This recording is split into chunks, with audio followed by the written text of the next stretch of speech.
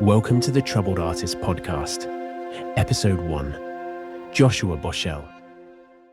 Thank you for coming to the Troubled Artist Podcast. I really appreciate it. And also, congratulations on being the very first guest on my podcast. I am super excited for you to be here. Let's just get straight into it. Now tell us, who is Josh Boshell? So, Joshua Boshell or Boshell, I don't even know like the history behind that name, so I just stick with Boshell. I don't know. But the history of me, I've always been an artist. I think that really, I have been a little bit of a troubled artist, but haven't we all, right? Throughout the years, I've grown up being in a very creative environment. I had a very supportive family that they're all very creative in all their ways. I grew up with like my mom was a singer and she used to be like a graphic artist and a painter and drawer. She made like several little magazines she did the illustrations for. My sister was also kind of majored in some art history stuff, my little sister. And then there's me, who I grew up with drawing and scribbling, but also one of the earliest memories I have was having this drawing book that I would scribble a bunch of stuff from my life through like either my toys or just places we visited, like the museums in Chicago, all of that. And then I would take it to my mom and it would be like, hey, I want you to write something on all the pages, and I would dictate what I wanted it to say, because I was obviously like very little. This is when I was like a toddler, like little. So I didn't know how to write yet, right? So I was like, hey, this is the train set. Let's go, all that stuff. So from an early age, I was already kind of being this person that would lead to what I am today, which is a film director. So I was already kind of directing people. And this is something that actually is kind of funny. I was just kind of reminiscing and kind of thinking about and doing some self-reflection because of this podcast. I didn't really realize that until that I had really done that, which is kind of interesting, I guess. But yeah, who I am from then to now, again, I'm a film director and a video editor. I specialize in narrative film and music videos. Yeah, I consider myself a very creative person. I have my own troubles as an artist, both just creatively and just in the drama and the economics and the business of it all. Coming from a very creative brain, the business side has always been something that I've struggled with, or not necessarily struggled with. I've had to put more effort into learning because it didn't come to me naturally originally. Right. Yeah. Yeah. So yeah, does that answer a long-winded? No, question? yeah, no. I mean, this is just you just talking about yourself, and people that are watching this, get to learn more about you. But yeah, no, I could Absolutely. totally relate. I could totally relate with what you're saying, because also when I was, a toddler, I was also like drawing. I had like this little like little drawing board that I would always like scribble and write on, and sometimes I'd be like really ambitious and I would like start drawing on like the walls of my house. So Oh yeah, I there you would go. I would be doing that a lot, and kind of just had that sort of creativity very early on in my life as well. That's awesome. I didn't think much of it. I was just having so much fun doing it, and like you said, when as children, we kind of do this just for fun, like because we're going around, and I remember like me, my brother, my cousin, we would just have our video camera, and we would just record pretty much all of us just acting silly, ridiculous. We would Right, do like like run these around. We're little all running around like monkeys. Yeah, I was the same way. We're just like willy nilly. I have so yeah. much footage of just me as a young kid recording random stuff. I used to have like dwarf hamsters, and we used to do stuff like that. I used to have like a bunch of plushy Oh stuffed yeah. animals, and I would Oh set them yeah. up and do like the paper edit, with like the paper like titles and all that. Everybody Oh yeah, yeah, start yeah. out. Yeah, yeah, Yeah, yeah. I did that too, but not it wasn't with plushies. I did it with Legos. I would Oh, there get you like a go. yeah, I used to love collecting Legos as a kid, and that's kind of Nice. how it like originally started. I think I was wanting to do more animation, but I Mm, didn't really know like the steps to it. And once I right, found out through YouTube, I realized like, oh man, this takes a while because you're moving things little by little, and it's a very, very time consuming process. So right. like for me, I would literally just record, and I would literally just be moving the Legos just with my hands. So there really would be no animation. I would just be moving, and I would just be doing the voices behind camera, Oh, it's just and more I like, would hey, do how you doing? How you know? yeah, Yeah, I got. exactly. I would do that, and I was using like Windows Movie Maker, and like all those like silly little transitions and stuff, and Oh, there you go. it was just yeah, it was a really fun thing that we did. That's way But more advanced than I was. So I started doing all these little mhm, videos in like, it was like junior high and elementary school, essentially. So I didn't really have any concept of editing. I didn't really grow up with many computers, which is an odd thing. I was like one of those kids that like my folks would just like throw outside because I apparently was in a privileged enough neighborhood where I could do that.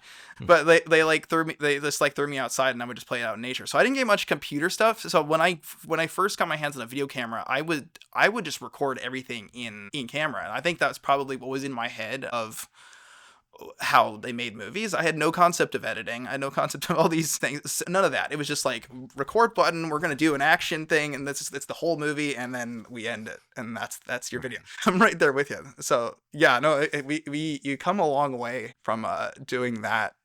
But I guess we both have humble beginnings in that aspect. yeah, and I think any artist in general can relate to that because we do these things, like I said, just for fun, and we don't think much of it. But then as time goes on, and we're getting this sort of support from our family and friends that we show these to, it's like maybe I'm onto something here, and we Sure, kind of just go from there, and we just continue doing more. Or we go to film school, and we're networking with other filmmakers and other artists. So it just takes those steps to really build this career. So I was absolutely. kind of curious, like, was there like a certain moment or a person that inspired you, like at that moment when you like officially told yourself, okay, filmmaking, this is what I want to do?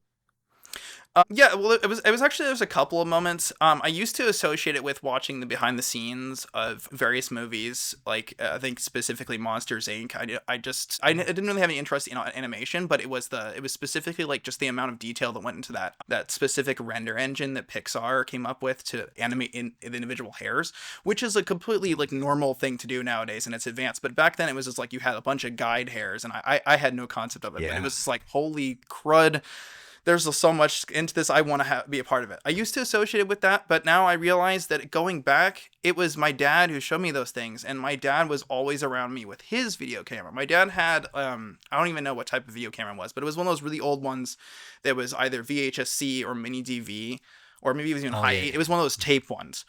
And yeah, he would be around recording to the point where my mom would be like, "Hey, stop recording," sometimes, and he still do stuff.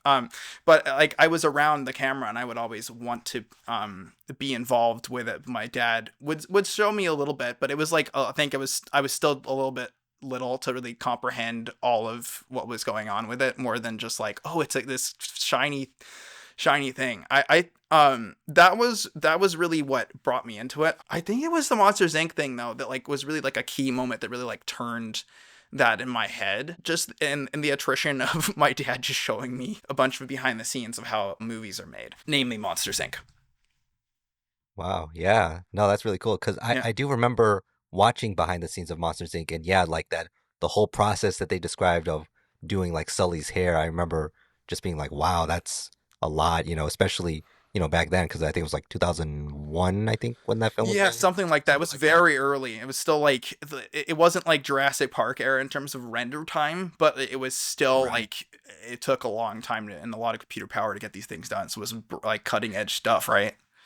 Yeah. Yeah, definitely. Yeah, I think for me, like I said, I did like those little music videos and all that silly stuff with my friends and my cousins. But Mm. it was my sophomore year of high school. I had the chance to make a film for like a project for one of my classes. Mm. And at that point, I've only done like these silly little things, but I really wanted to try to do something dramatic. Like I wanted to actually like write a script and do the casting and get a boom operator, do like the whole thing like that. Right. And I remember just like kind of telling myself like, man, if I can manage to make this film, then maybe this is something I would want to do. But I didn't know if I would get it done. I didn't know how it was going to turn out, and I remember when I was like telling people about it, like outside of my family, like none of them really seemed that interested in it. You know, it was Right. really Yeah. just like my brother and my cousins and all that that were into it. But I remember just like telling a lot of my other classmates at school, you know, like, hey, I'm doing this project, you know, email me and that sort of thing. And I got like no emails at all. Yeah, But that's how it goes. but I remember like because I used to do cross country and track and field, and Okay. my coach, I just kind of had this idea of like, because in the film there's like a psychologist in the film, and I kind of just went up to him and asked him if he would be willing to do it, since at that time I was doing track and field cross country for about 2 years, so I kind of knew him, and thankfully he said yes, and so he was in the film, and my brother and my cousins and all that, and we made this film about, basically it was about like bullying and that sort of realm of like in high school, that sort of thing. Right. And yeah, like I remember even just like editing it, and I remember like filming it like even like out of sequence, because that's how I found out later, like, oh, they don't film it in order, they film it like in out of sequence, you know, and I remember Oh, doing it's an interesting that. way to And find it out. Yeah. yeah, yeah, and then when I finished editing it and I just saw it like come to life, I remember just like at that moment, I was just like, wow, like, you know, I mean, and the film itself, you know, it's all right, you know, that sort of thing. Right. But Of course. it It's like was more, first try. Right. Yeah. exactly, yeah. But it was really just like completing it and making it, you know, come to life, you know, all that hard work finally paid off. And I have like a film. And I just remember just sitting at my computer, just sitting in my chair and just being like, yeah, I think this is what I want to do. And then from then on, I just continued to learn more about the craft. You know, I watched a bunch of YouTube tutorials. I would um, read a lot of filmmaking books and watch a lot of like behind the scenes of movies. And fortunately, there was a film class that was in my school, and I was in there, and then I really enjoyed it. And then from there, got into DePaul, and I graduated 2021, and it was awesome, you know, and I'm very glad to have that creativity in me. And you know, so currently like I'm still writing stuff, and I'm, you know, like doing this podcast, you know, like it's just There you go. another creative realm for me to show that creativity that I have, and meeting creative people like you, and you know, just building that sort of creative network, you know, so it's just really awesome. It was really interesting that you brought up the idea of having an experience in high school where you had to make a video for a final project, because I had a similar experience. I got a bunch of friends together as well, and we had uh, the opportunity to make a video for the final project instead of writing a paper or something like that, which was really interesting because I think that might have been why the others were doing it. I'm not sure. I know all of us were like really geeky and nerdy in high school, and if you notice my background, it's kind of to say the same way to this day. And the movies, the type of movies that I make, but we were all into those kinds of into all these big nerdy blockbuster films, and we're like, why don't we try to do that, but as a chemistry project, as a chemistry final, talking about like cloning or whatever, and like the sheep that they had to splice the genes together, all that stuff. So it started with that, and then we ended up making like a whole YouTube channel. It was just all these really goofy, like kind of just leaning into like a very low budget mindset, because we didn't have any funds at the time. We were just messing around, running around with a camera. But we started editing, which was the big deal. That was the big deal for me comparatively to the key moment that we talked about earlier, was Hmm. that had editing and had a little bit more production to it versus having just the clip of the camera and running the whole scene and then with no concept of editing. Hmm. Because Right. as we know now, editing is so integral to telling a story, and having the juxtaposition between two different images is so it's so critical in getting a specific, or evoking a specific reaction from an audience that I didn't know before then. I didn't know that was even a thing. I was like, how do they splice those two things together? Oh, okay. I guess we can do it in iMovie on our Apple iBook G4. Yeah. You remember that thing? It's like a white laptop that's like was like a big, this thick, and by this I mean Oh, like a oh yeah. solid like 2, almost 3 inches thick. I Yeah, think I'm yeah, I remember exaggerating. those. Yeah. It was a brick. I'm pretty sure Right. it's just something propping up another laptop now, but it was my friend's laptop. We crowded around like a dinner table and we were all just like splicing things together, and only had so much memory, so you had to like, if we had a long video, he had to export part of it and then re-import it and then into that part. Yeah. All those things. I don't know. You said you edited on Windows Movie Maker? Is that mostly what you were working on Uh, back then? well, back then when I was doing like those silly videos with my friends and cousins, it was Windows Movie Maker, but on when I did my high school film, that was on Sony Vegas, which Oh, so you made was the jump. So there was a jump there. yeah, yeah, like I toyed around with a bunch of like different editors. So first it was Windows Movie Maker, and then I used this one. It was called like Video Pad, Video Editor, or something like that. I feel like I've And heard of then I that name. switched, yeah, and then I switched to Sony Vegas, and then I went to Premiere Pro, and now I'm currently using DaVinci Resolve. There you So go. There you go. Yeah. yeah, so it's amazing just how technology has advanced so far throughout the years. Like, I mean, you can write, film, and edit on an iPhone now.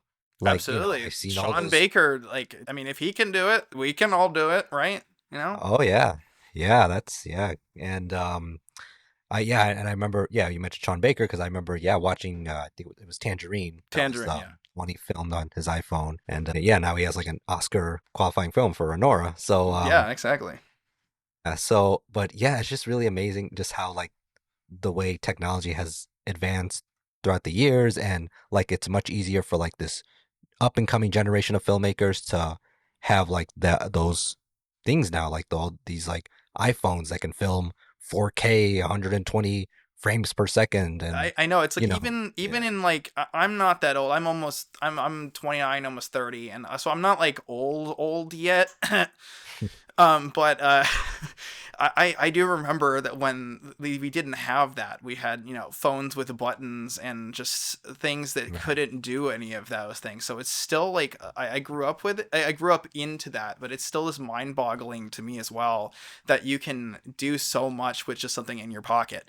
Yes, it would probably look better if you do it with, big PL lenses and like a Red or an RE or a Sony camera, any of those cinema cameras. But it's the technology is still there, and it's not the technology, it's the storytelling. It really is. I know right, that's what every filmmaker says, right? I feel like you look at any interview of like any successful big superstar film director, and you ask them like, what should I do as a new filmmaker, and they usually say, make more movies, and you can use your phone. You really can, you can do so much with it. It's really the storytelling that really dictates that. It's not the tools. The tools are nice to upgrade. It's like having, like a dollar store or an expensive like $1,000 store, I guess, paintbrush versus a $50,000. I guess the scaling is slightly different, but it's like the dollar store paintbrush versus like like an artist opus. If anybody is in the nerdy stuff, they'll know what I'm talking about. Like a really high end like paintbrush. It's the tools are nice to have, but it's the artist behind it is controlling it, that you can work with limitations, and oftentimes limitations are better, yeah, oh, yeah, right? yes, Should we yeah, talk? Should we talk about that? Should we talk about limitations? I could go into a whole thing on limitations and how that helps yeah, artists, but I yeah. don't want No, to take sure, too go much. ahead, man. Okay. No, Uh, yeah, no, like I don't know what you think about this, but like I feel that limitations help really carve out what you need to do for a specific project, and not necessarily like, here's a prompt and you have to stick with that. It's more of like, you have this much budget, this much time. The actors can only come in on this day, these days. That really gets your mind thinking, and it gives you a lot of challenge to overcome, which is, what our characters are doing, right? A lot of times in our stories. So it's kind of interesting that we have to go through that as well. So I think it's more healthy, and oftentimes you get more of a better product out of it because you're pushed out of your comfort zone. Like if you have unlimited amount of money, you can have a limited time, and what was the third one of that? I'm talking about that triangle. Yeah, if you had Yeah, yeah. unlimited amount of all those resources, I don't think it would provide a very good end result. I mean, case in point, Cleopatra, right? Everybody knows about Cleopatra. Probably a Oh yeah. decent movie. I haven't actually seen all of it, but it was like exorbitant budget. They didn't have much time on it, and it was just like, or no, they don't have like a time cap on it. It was just like they let it go, and it just ended up being like this whole kind of mess, right? Where Yeah, it's yeah. just overinflated and the story wasn't that great, and yeah, so I think having like a limitation on an artist, even if it's painful and challenging, that's healthy and that's good to have to a certain point. I guess we should all get a little bit of what we want in our story, at least in our projects, because it's obviously coming from us and our dreams that we were born with as kids. When we were just talking about all that stuff, we're dreamers. We're dreamers, and we want to Right. keep dreaming. Yeah, I totally agree. I think having those limitations really helps. There was like this advice that someone gave me a couple months ago. It was basically don't make the right decision, but rather make a decision right. Mm. Because it basically it means like you can have like you mentioned, like all of these ideas and all the gear in the world, but having so much can really be like overstimulating, and it can Oh, absolutely. kind of help or kind of like just make someone be like, oh, where do I start? What do I do? But if we have like those, as you say, limitations, these sort of, okay, you have to do this, this, and this. And then it's that creativity that you take those three things and you make something very creative. Like you said, it's not about the tools, it's about the artist behind it. Because yeah, because I'll admit I was kind of a like a gearhead, I guess you could say. I remember just like buying all these like film gear and all that stuff and looking at all that stuff and like, oh man, I gotta have like that big camera or else I can't make my film, or I gotta get like this $1,000 microphone. I gotta get this and but then it's like, wait, no, like what the heck am I doing? It's like You could I rent mean, all that stuff. You can find out. Yeah, you could rent all of it later. Yes, you don't. yeah, you could rent it, but at the same time, it's like, again, like you said, we can make a film on a phone now, and we Sure. can, write it like on like Google Docs, like a script, or that sort of thing, or like there's other free screenwriting software. But Oh yeah, the absolutely. idea is just like using that creativity that we have and building upon that. I want to jump forward a little bit, and Sure, sure. we mentioned about like being a filmmaker and how fun it can be, but I want to kind of talk about the sort of struggles that have come when, as a filmmaker, as an artist. So is there Sure. like a certain like struggle or obstacle that you faced throughout your career, or is there one that you're kind of still facing, so kind of just talk about that.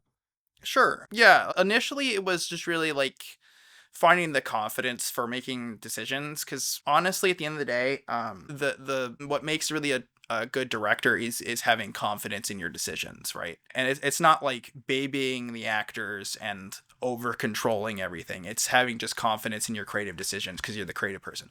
And that was originally kind of what I was not really confident about right at the beginning. I mean, I think that's usually pretty normal for people. You have to learn some of that. I mean, for me, I was like I was a very nerdy kid, kind of a little bit of an outcast. So I was already just kind of like fighting for confidence in myself normally. So having this passion that I had to be confident in, I had to learn quite a bit just from experience, just doing it. So that was kind of a struggle that I had at the beginning. And also actors. For a while, for the longest amount of time, I would just work with friends, right? I started out, we I mean, it sounded like you kind of did the same thing where we made our early first films with just casting our friends and getting our friends involved, because that's who we knew. That's all we knew. But I know for me, I was always intimidated by working with these people that actually knew what they were doing. And then once I went to film school, I realized that was the best thing about it, right? Because they know what they're doing. You don't have to teach them how to act. Like, a director shouldn't be teaching an actor how to act. You're just kind of giving them the seeds and the guidance, right? You're not teaching them like their method of acting, or Stanislavski, or you're not teaching me any of that, right? So, but I was just intimidated by that because I didn't know. I really didn't know. I was just I just saw these people that were able to translate words into these incredible performances. And I'm like, how the heck do I get from this to this? It was a completely new thing. Yeah, that was definitely a struggle for me at first, because it was just a big hurdle for me to get over because I didn't know about it. Also sound, which is an interesting thing because I work in sound department occasionally with my good colleague Emerson Cole, shameless plug, over at Noise Boys LLC in Chicago. They're great. I don't know which side I can't see because when I look off camera. But I have these headphones. These are my sound headphones. Sound was always a big thing for me too, because I didn't know how to get really good sound, and it kind of happened stance upon me that I ended up taking some sound classes in school, in college, in film school, and was like, that's really interesting. You can record sound not just straight into the camera. Because that's what I used to do. I would be like, oh, I could be the boom operator. Let's go. Let's do that. Let's get a boom pole. Let's put a microphone. Let's have the cord plugged directly into the camera. Perfect. And that is the way to do it. That's fine. But you don't get a lot of control, right? You don't have a lot of control. And I had no concept of a sound mixer or a sound utility or any of those things. But when I got into film school, I was like, you can record it separately and it's not like exorbitantly expensive. Well, they're okay. Sometimes it is, but there are ways to make it so it's not exorbitantly expensive. Right. I had no concept of that. And like, that there was like so much control over this, that it wasn't just kind of a natural thing that you just recorded a performance. Cause that's kind of what I had from like being that kid that just had basically a Sony Handycam recording plushies and hamsters and all of that. I grew up thinking that it was just this very raw thing that you were just pressing record and hoping to capture. So having this knowledge that it was, you could control all of these things. That was very enlightening to have. Other struggles. Okay. I'll go. Can I say one more struggle? Okay. Yeah. No. Sure. Go ahead. Okay. Cool. One struggle, more troubled thing as a troubled artist. It's working with people, man. Again, as a nerd, stereotypically, we're kind of a little bit hermitish or just socially awkward, or you have a little bit of social anxiety. I had to get used to like being around people more, and in film you really have to be a people person to a certain extent, because you're working with other people. Even if you're in sound department or one of those another department where you're kind of secluded, you still have to interact with people and work with people to make this happen, because it's a film. It takes a village to make a film. Yeah, you can make a film all by yourself, but there's a lot of limitations in that. I think can be a bad limitation. Out of limitations that we talked about, that might be one of the negative ones. Like, you can get quite a bit done with like 2 or 3 people. Yeah, working with people is just always difficult, and you have to work with people. And even if you don't want to, or if you want to and it just for some reason isn't working, and you, at the end of the day, you just got to get the project done. You have to make decisions that are difficult and try the best to have everybody included on that conversation. But at the end of the day, as like a producer or a director or somebody else like above the line like that, it's your job to get the project done. You have to make calls. I've had to make calls that made people not very happy with me. I mean, it's not my job for them to like me, it's unfortunate when people don't like you because of that. But at the same time, it's like, sometimes I'm seeing the bigger picture, and you have to make a project, and you have to get the project done, especially if there's like investors or there's people that are depending on you to get that done. If you don't get it done because somebody is unhappy about it, that's really unfortunate. I mean, I guess there are different levels of extremity with that, but just for instance, it was like my thesis film in school. I made this thesis film about old Vietnam War vet, and it was like him having these PTSD flashbacks, and it revealed that he like had his war buddy died, and he thought it was his fault, and I show it through a lot of these like kind of horror PTSD flashbacks. It's a great little film, but it was under a lot of high pressure because we shot it in like the peak of COVID. It was like 2020 or 2021. Oh no, it was 2021. It was definitely 2021. It was a year later, but it was still under like very much like there was a lot of lockdown or very strict things going, especially at the school. The school was very strict for good reason. I'm not complaining about that, but it was a lot. There was a lot of extra pressure put on the crew with not enough resources and not enough time or personnel to do what we needed to do, but we still needed to do it. So I had to make certain calls, and certain people didn't like some of those calls. But at the end of the day, sometimes you gotta get that done. I'm not saying that you should put people in danger. I don't think that should be. I want to just make that point because there's been so much in the news and so much in the industry about just safety. I'm not saying that. I'm just saying if people don't have to be happy. You just need to make sure you get the job done. If you've signed things and you're contractually obligated to get things done, you need to get it done. And as the leader, that's your job to make those decisions, right? Mm-hmm. They're tough decisions. Yeah, that was always a struggle. That was a struggle for me because I had to I burned bridges with a couple of people on that project just because of that. And it wasn't like I was mean to them or anything. It was just like they wanted something because they were a student and they were working on it, and I was like, we don't have time for that. And like we had we had meetings about it. I gave them ample opportunity, and there was just it was just an unfortunate situation. And I wish them the best. They're a great. Everybody on that set was fantastic, including the folks that disagree with me. But and at the end of the day, we got the project done. It got out there. It was in several film festivals. It won, or I don't know if it won, but it was screened at several film festivals, and it was like officially selected and all of that. But yeah, it was just like you have to be willing to make these difficult decisions, in order to get the project done, right? Yeah. Have you had anything like that? Yeah.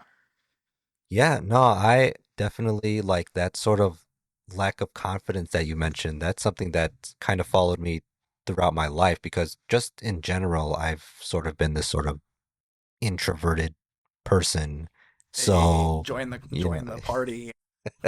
yeah, so, it was definitely, interesting to say, I'm an introvert, but at the same time, I want to be a film director because you're sort of like everyone looks at you for, like you say, the answers and for the directions of what you're going to do and where it's going to go. And so you are becoming the leader. And I think for me, there is something about it, like being a leader or kind of putting myself like in that situation that really helped me sort of come out of my shell a little bit and just doing something so creative and like you say, like the challenges and going back to the limitations and like, that sort of thing. It really makes you think outside of the box. And, that's just something that I found to really, really love. And yeah, like I've also, had to make tough decisions as well, because I did a film last year. It's currently going through film festivals as well. Oh, congrats. But yeah, thank you. But there were some moments like on set where certain shots would be pretty difficult to film. I sort of had to like you have like these quick thinking skills, like, oh, okay, got to compromise. Okay, if we can get it in like a close up, maybe we can get in like a wide shot or just kind of like dolly in or so just like having like little like sort of backups to still get the point across, but to make it something like much more simpler. So I've had to make sure. like sort of decisions like that. And then there's also people on the crew that have ideas of their own. And I'm always someone that is always open to any ideas. To anybody that has an idea, I encourage them to talk to me. And some ideas that they give me is something that I sometimes ultimately end up doing in the film. And it's again, so just really listening to these person's ideas, because a great idea can come from anyone. It could come from a your producer, or it could come from a production assistant, you know? So Sure. ideas like that really are beneficial, and sometimes if there is someone that is kind of slacking or not really paying attention and that sort of thing. I had to deal with that, especially at my time at DePaul University, where someone was kind of, not doing the work, not showing up, that sort of thing. And there were moments where I kind of had to pull them aside and be like, hey, listen, we're on a deadline. We got to do this. Let's quit goofing around. Let's go, and they would understand. And then they would try to do their work better and try to show up on time, so you have to be sort of direct as a director, and you doing that sort of thing again just really helped me find confidence in myself. And I mean, I'm not like a totally confident person, like there are moments where it's kind of tough for me, and like you say, like meeting new people and kind of networking, but at the same time it is extremely beneficial because you're meeting these new people and they have ideas and they have sort of solutions and this sort of thing. And you just gain so much knowledge working with new people as opposed to just trying to do everything yourself. Yeah, man, Absolutely. I totally relate. And making that transition, well, because I've seen it from myself and also from the outside perspective on so many filmmakers that I've either mentored or I've just worked with. It's really just like it's really having the ability to trust your team, because you've brought these people on that are specialists in their specific area, and they're there to help you, right? So yes, they'll have ideas that can come in and help you that they've seen. Yes, you're supposed to be there to decide whether or not that actually fits in the grand scheme of things. But I've just seen it so many times where there's like uh, people transitioning from being that solo filmmaker to being in the environment of like a 30 plus person crew or more, 30 to 100. They have troubles like either conveying that, that vision, which is makes sense, or just really trusting their team, right? And it really comes down to that. You really need to be able to trust your team. And that's why it becomes it's such a difficult kind of gray area when you have somebody who on your team that you end up not being able to trust, or just that you have disagreements with, right? That's always tough, because you still need to be able to trust them to do their job and to help convey the vision that you're putting forward. And also because it's not there's a certain mentality that it's like that it's not necessarily just your vision anymore. Like, yes, it was 100% your vision at the beginning, and you're holding the whole thing together by just surveying and like guiding everybody back onto the path because they keep scattering, and you're going like this is what I like, this is what I think what directing is. It's kind of like you're doing this, you're not shoving people, you're just kind of like gently tapping them back into place. Yeah, a little weighing too. Yeah. But it becomes more difficult when you can't, when somebody is not necessarily untrustworthy, but you have a big disagreement with, and they're difficult to work with. It's so much better when you can trust people. And yeah, but yeah, just for other folks out there who maybe are newer to filmmaking or whatnot, trust your people that you hire. That's why you're hiring them, because you're delegating the work out so you don't have to do it, right? So they're making it so you don't have to be operating the camera. If I'm speaking from the director's perspective, right? You're hiring them so you don't have to be operating the camera, so you don't have to be getting coffee, so you don't have to be like handing out scripts or like miking people or any of the other plethora of jobs. They're making it so you can focus on the performance, on like the shots, all the stuff that you want to focus on. So trust your team. Yes, you should always be critical of everybody, but don't be too critical. Trust that they can do their job and give them the benefit of the doubt first, right? Yeah, definitely, man. Yeah, I totally agree, and I can relate with that, and that's something. Yeah, that's something I'll definitely keep in mind, and I'm sure people that are listening to this podcast, that I'm sure you just kind of opened their eyes, like, wow, I never thought of that. So yeah, I really do appreciate your input on that. Yeah, no problem. I want to talk about, because you did mention this project that you recently did Absolutely. called Something Somewhere. Yeah.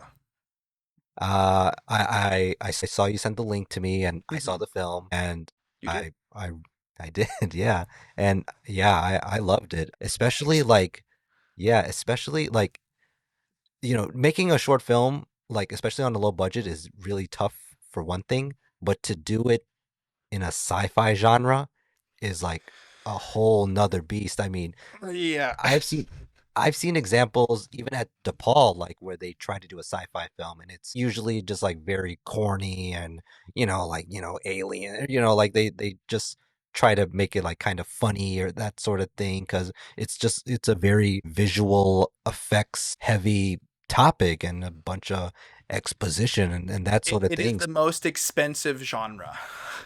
It is, yeah. So I definitely applaud you for doing that and doing it very well. I mean, not just Thanks. your directing, but the whole cast and crew, they did such a great job, and the visual effects were also very, very amazing. Whoever you got to do that did it very well because I remember doing visual effects even like recently and they just don't turn out that well. So to just see it done very well, it's just like, oh wow, that's so again that's really awesome. Thank you. Do you want to That means a lot, man. It means a lot. yeah do you want to describe or just like a synopsis of the film? Yeah, you want me to, I'll do here. I'll do my pitch here. I'm better at describing the thing raw, but I want to at least give you the log line first from the marketing department, aka myself and the producer. Mm, So the movie's called Something Somewhere. It came out last spring. The log line is: after a college jock sees two mysterious orbs of light in the sky, he meets up with an estranged friend to confirm if what he saw was extraterrestrial. So essentially, it's like a sci-fi adventure movie about a broken friendship that's like thrown back together. From a close encounter, and stuff goes wrong because of like mind control and weird things with the aliens themselves. And so the question just really posed in the film is, will the friendship come back together, or will it be like, thrown apart, or will it be abducted? All of that stuff. What will happen? Find out if you watch the movie. I won't spoil the ending, but yeah, it's really interesting that you brought up like sci-fi and all of that. I do want to be very transparent here. This wasn't like a super low budget movie. The original budget was about 10K, and then that was when we originally wrote like the first script, and then after getting in more development, we're like, yeah, this is going to cost a lot more. So I think it ended up being probably around 20K, which at the time was one of the more higher budget short films filmed in the area at the time, as far as I was aware.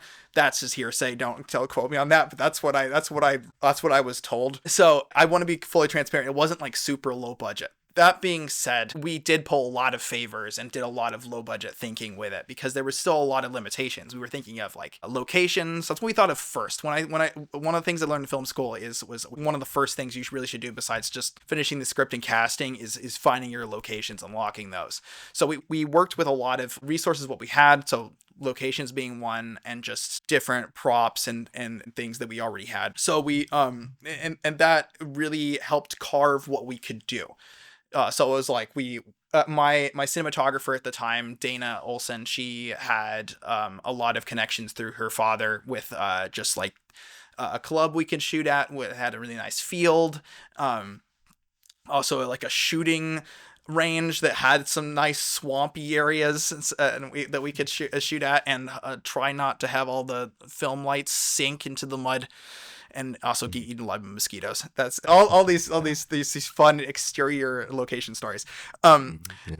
yeah. It's without getting too far into the muck of all that stuff. It's the film is it's very difficult to make a sci-fi film without budget, for sure. I think that when I mentioned that sci-fi is the most expensive genre, it definitely is, just not just because of visual effects, but because of like just all of the elements that are involved in it. Comparatively to like other genres, it just ends up being more intensive to get done.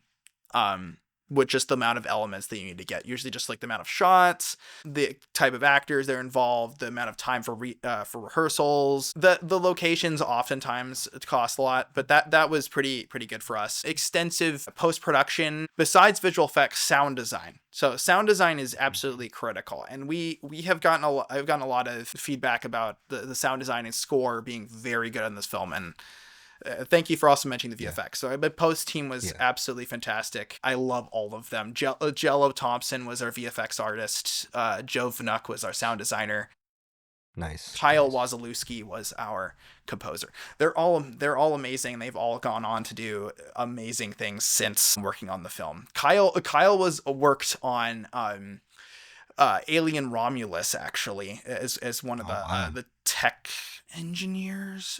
I can't remember what's the exact title, but it was in the composition team. He didn't like write the music, but he was part of the team that did. Okay. Yeah. Nice. I think they were on the short list for the Oscars. So I think I think I don't know if did they get nominated.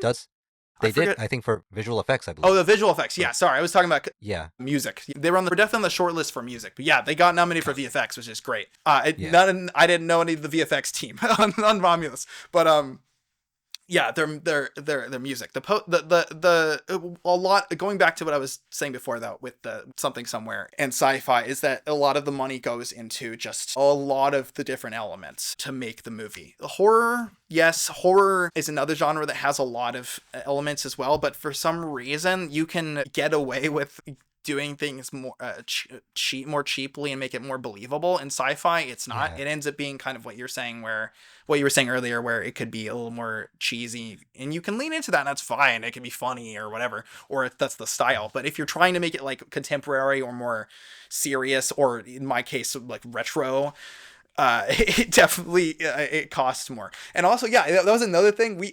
It was a period piece, right, too. So like we cut so many corners in trying to make it so we didn't have to be like spend a lot of money on like changing signage and all of these things that would drive up the cost even more to make a period piece, because we were already technically over budget, with hitting that 20K. So we wanted to just like keep it down. So we're like, okay, we can make sure it's in the woods, not in like in kind of like metropolitan area, wherever it is, and make sure there's not like, we can't really see any cars. Unless we get a nice car. We tried finding a retro style car in our budget, and we didn't end up finding one in time for that one. But that'll be for a future project. Yeah, it's a number of elements, but it ends up being a lot more expensive. But yeah, this was like the biggest project that I had ever worked on in terms of budget and just scale and all of that. So it was a privilege to be able to do that, and I thank my entire team. It wasn't just me. I brought the idea forward, but it was really all of the teams involved. It was a very sizable crew. It was like, I think we were like probably like 30. We were 30 plus for production, and then we had like at least one person in every department for post. So it was a full team. We didn't have there was least amount of hats wearing possible, except for Kale. We're going to mention Kale Manning. He was our finishing person and also our colorist. Freaking phenomenal dude. We love him. He was wearing a lot of hats for post-production already with that. So yeah, everybody involved in this project, I can't thank them enough. But yeah, it's so unique being able to be part of such a rich genre that I had grown up with. A lot of my favorite films were in sci-fi.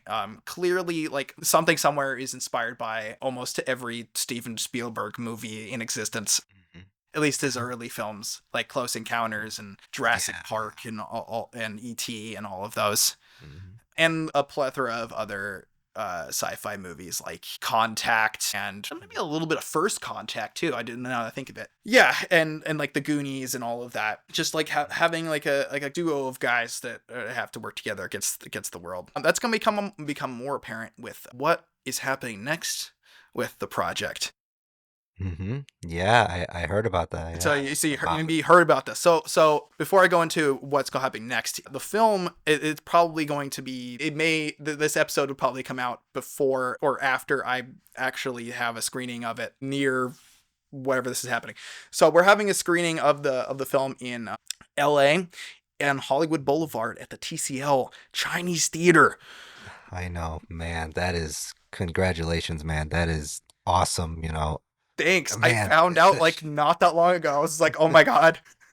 Man. What's your like reaction? I mean, like the cast and crew, their reaction? I mean, yeah, they everybody was that I heard from about it was absolutely they were kind of mind boggled by it, and they were just like really they were really happy that it got to be that place, because it's just such a milestone, right, to have something play there, even if it's like I'm not going to the Oscars or anything, or I might not even win an award. It's just playing there, so it's just, and that aspect alone is just like, it's a big milestone for me and a big milestone for the rest of the filmmakers that helped with the film. So they who I talked to, they really loved that. So yeah, that's playing. If this comes out before the screening, it's playing on February 15th at 9:30 p.m. at the TCL at the Golden State Film Festival, Block BB. So if you want to check that out, but this might come out probably after that. So that's that might be moot, but it's playing there. But yeah, I could talk about what's happening next, which is what I was kind of being a little bit cryptic about. Yeah. No, yeah. I was gonna ask if you had any future projects or something you're currently working on. Yeah, I'd love to hear.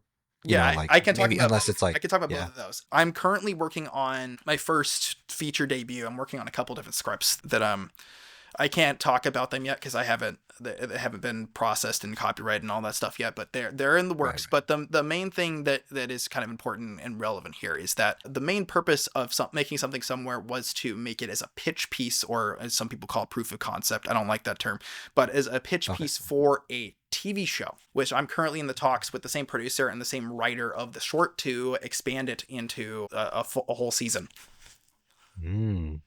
Nice. Yeah, no, I could definitely see that, because the way that the film ended, it had on a ambiguous, like, oh, what's gonna happen next, and then next thing you know, then the film's over. So I was definitely thinking like, man, this could definitely continue as like a feature film, but as you pointed out, yeah, a TV show definitely could work like that. Yeah, And all again, I'll say about this. yeah.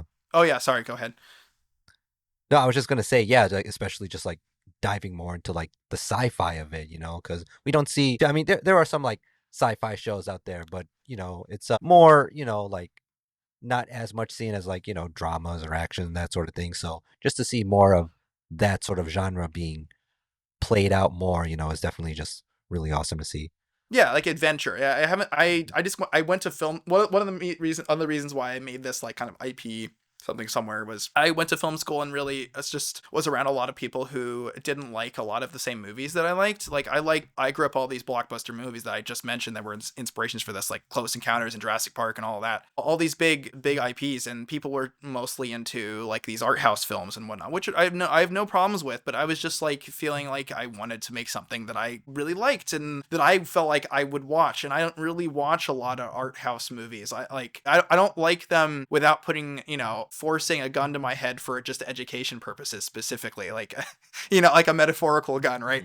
Because they're good movies and they're great education for it. It's just not my like personal cup of tea. Like I like things with big stakes and having this juxtaposition between these raw stories and these big worlds that happen around them. Yeah, having being this film that it came out of that was really important to me. Sorry, I keep getting distracted. There was like I had a point to what I was talking about there. Besides talking about it being a film that came out of frustration, really. That's kind of what it was birthed out of. But I totally forgot what I was talking about in terms of the rest of that. Whatever. We'll figure it out later. I'll wake up at 3 a.m. and be like, oh my god, that was it.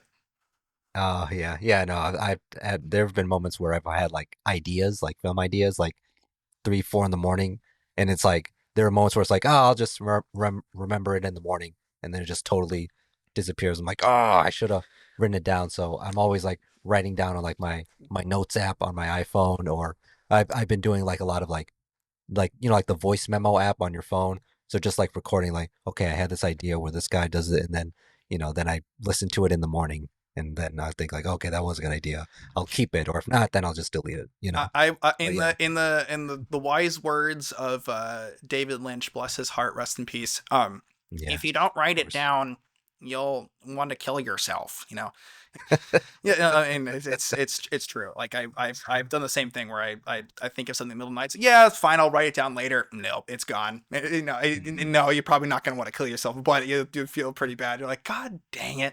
I wish I remembered that. So I always keep a notebook on me, or I have like a Google Docs on my phone where I just like quickly jot things down in the middle of the night. It's like I'm glad I'm currently single because and living that bachelor life, because I would annoy the heck out of any kind of partner, because it'd be like at 3 a.m. I would have like a wake up bolt upright with an idea, and I would have the blue light blaring because I'm like quickly typing it before I forget it. Were there like any other like plans for the short film, like any more festivals or any like distribution plans or anything like that in particular? Gotcha. Not any necessarily distribution plans. We're already on YouTube, which you can watch for complete for free, or Pixquid, which is also for free. You have to sign up for it. It's a Chicago-based streaming service slash. I think it's going to be a networking thing as well for filmmakers. I'm not a Pixquid spokesperson, so I can't really speak for that. But yeah, in terms of festivals, we have submitted it to a kind of a last leg of festivals. It has been running in festivals since we completed first version of the film in like 2023, and we started submitting. So this is our last leg. So we're waiting to hear back from a few more, but hopefully it'll be coming to a place near you to go see it. Follow our Instagram if you would like to keep in touch of when those will be, because I don't know off the top of my head right now, and I also don't know because we haven't heard back yet. But when we do, we'll post it on our Instagram. Nice. Is there any last words, any word of advice for anyone listening to this? Anything you want to say before we sign off? If you're a troubled artist out there, don't be too troubled. It will pass. Also, just keep at it. Just keep at it. But like, no matter how hard it gets, this industry will never stop being hard. If you like movies, or if whatever art, because this is going to be, I assume, for multiple type of arts, whatever art you're in, don't stop. If you love it, keep doing it. Even if you have to take a break for 2 seconds to get a different job and keep going back at it, get off the horse and get right back on. As they always say, if you fall, get right back up. Like Michael Caine says in Batman Begins, like, why do we fall? To pick ourselves up, kind of thing. Do that. It's so important as an artist to stand up for your work and also just keep going, because nobody else is going to do it for you. So don't feel intimidated by that. This is what you love to do. Do what you love to do and focus on that. Right? So yeah, that's kind of my last things. I would love it if you went and watched the movie Something Somewhere, because there's a lot of wonderful people who worked on it, including myself. I'm not saying I'm wonderful. I'll let you decide that. But everybody else who worked on it was very wonderful and talented. And we would love it if you went to check it out. It's completely for free. So it's up there for free. So you don't have to spend anything besides your internet bill, or you can go to your local your Wi-Fi cafe or whatever. But yeah, I highly recommend it if you like anything Spielberg or sci-fi or a little bit of horror or any of those things, or the 80s. If you're a big fan of the retro sci-fi in the 80s, you'll love it as well. But that's me.